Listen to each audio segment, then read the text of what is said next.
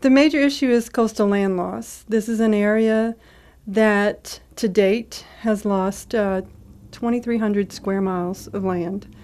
And it's, from my understanding, the place on Earth that is losing the most land caused from unnatural causes in the world.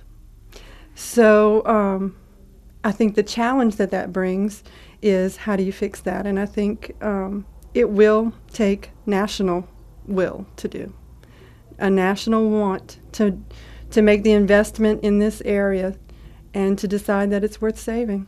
We represent and advocate for protection and restoration for the 5 bayou communities in Lower Terrebonne Parish.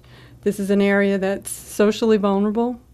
The population consists of African Americans, Native Americans, French, Cajun, that culture all together. And the reason I think it's worth fighting for is it's my home.